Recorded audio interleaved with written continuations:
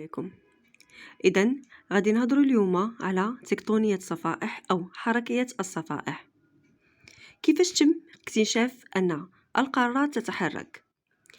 إذا عبر عدة دراسات وأبحاث قام العلماء بإثبات نظرية زحزحة القارات، إما عبر تطابق الصخور في ما بين عدة قارات، إما عبر تطابق المستحاثات الموجودة في هذه القارات، إما بعد دراسة أعماق البحار ودراسة عمر البازالت في هذه الأعماق ديال البحار، أو بالأحرى في ذروة المحيط، إما عبر أدلة أخرى، من بينها أنه حاليا يتم قياس المسافة التي تتحرك بها القارات عن طريق الأقمار الصناعية.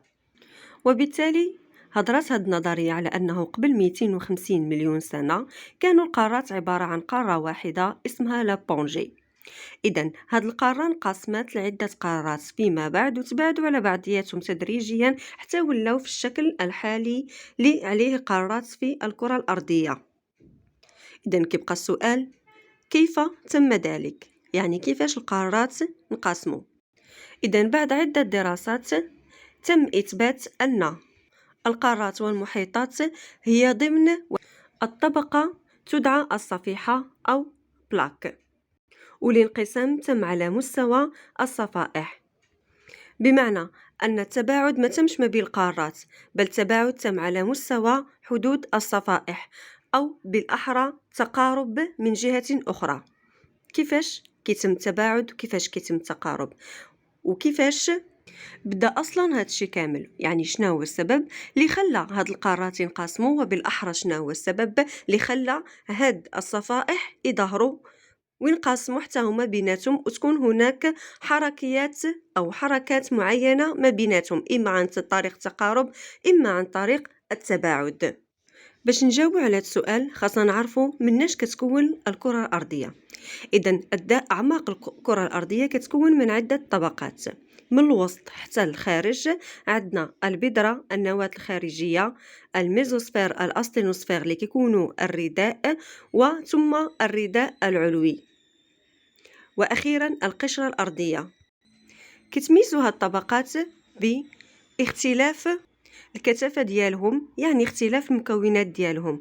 وبالتالي الطبقة العلوية اللي هي لاليتوسفير أو القشرة الأرضية كتقدر أنها تحرك فوق الرداء. لكن هادشي كيفاش كيتم؟ أكيد كيتم عن طريق طاقة معينة كتكون داخل الأرض، هي اللي كتخلي هاد الطبقة كتحرك بهذاك الشكل وكتعطينا حركية الصفائح. إذن شنو هاد الطاقة، أو منين مصدر هاد الطاقة؟ هاد الطاقة هي عبارة عن تيارات حرارية تسمى تيارات الحمل الحراري. هاد التيارات كتنتج عن طريق تفاعلات ما بين بعض مكونات الرداء، وهذه التفاعلات الكيميائية كتصدر عليها حرارة كبيرة. طبعا هذه التفاعلات ما كتكونش في الرداء كله، لأن هذه النظائر المشعة اللي كتقوم بهذه التفاعلات هي عبارة عن مواد نادرة جدا، وبالتالي ممكن ما نلقاوهاش في جميع الأماكن في الرداء، وبالتالي كتكون فقط ببعض الأماكن.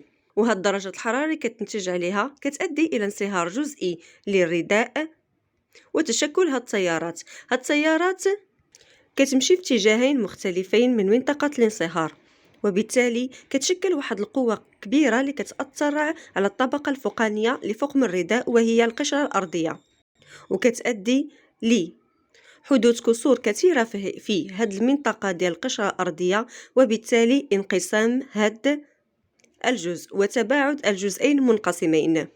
وبالتالي كيعطينا هادشي عدة فوارق عادية من جهتي الذروة. وطبعا هاد العملية ما كتكونش في نقطة واحدة، بل كتكون على مسافة طويلة، وهادشي كيؤدي إلى تشكل ما يسمى الذروة المحيطية وتشكل المحيطات، أي أنه بفضل هاد العملية كيتشكل لنا محيطات جديدة في الوسط ديال هاد القارات. واخيرا كتنقسم هاد القارات كليا وكتعطينا التباعد ديالها بحار ثم محيطات في حالة إذا كان تباعد كبير بزاف مع مرور الزمن.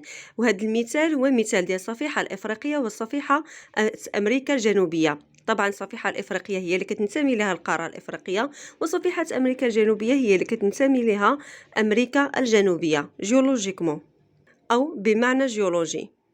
في الأعماق ديال المحيطات كيكون لنا فوالق عادية أو أحيانا فوالق عمودية على الطول ديال الذروة ديال المحيط.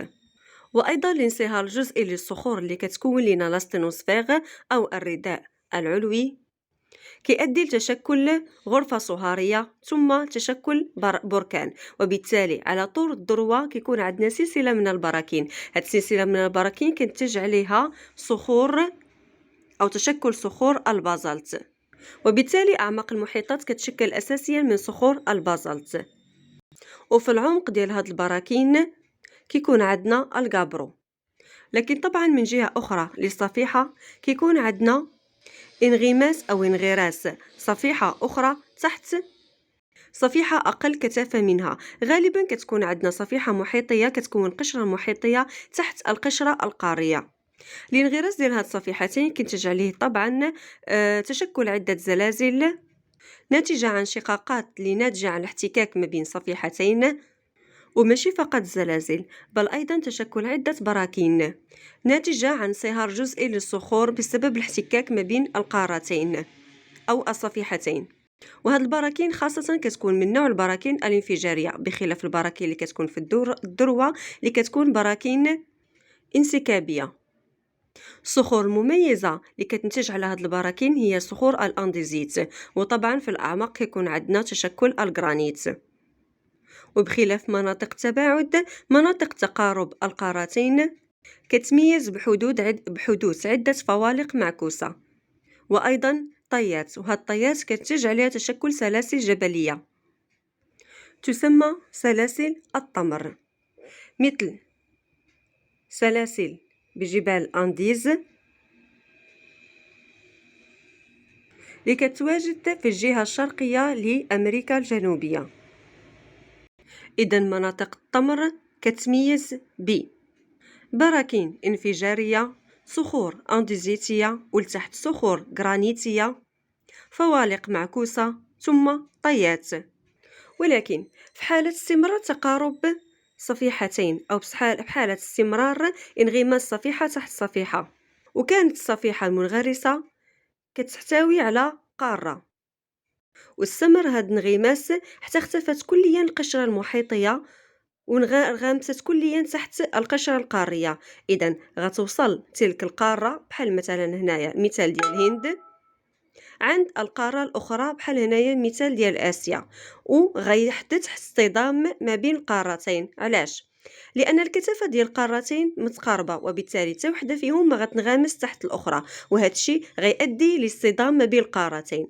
هذا الاصطدام غيستمر، وبالتالي غتنشأ عليه المزيد من الفوالق المعكوسة، المزيد من الطيات لهاد المرة ما غتبقاش مجرد طيات عادية بل غتولي طيات راقدة أيضا، وغتنتج عليها سلسلة جبلية من نوع آخر وهي سلاسل الاصطدام الناتجة عن الاصطدام ما بين قارتين.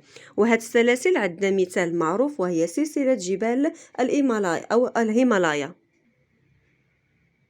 إذن لاحظتوا في الصورة أننا كنلاحظوا طيات راقدة، وأيضا داخل هاد السلسلة الجبلية كاين عدة فوالق معكوسة وربما كتولي أيضا أفقية. إذن التمر كيعطينا سلاسل التمر، واستمرار التمر ممكن يعطينا سلاسل الاصطدام. وهاد الأنشطة كتتم باستمرار في حدود الصفائح، وهي اللي كينتج عليها الزلازل، البراكين والفوالق وغيرها من الأنشطة الجيولوجية الموجودة في الكرة الأرضية. كنتمنى تكونوا استفدتوا من هذا الدرس ديال اليوم، ونتلاقاو في موضوع آخر.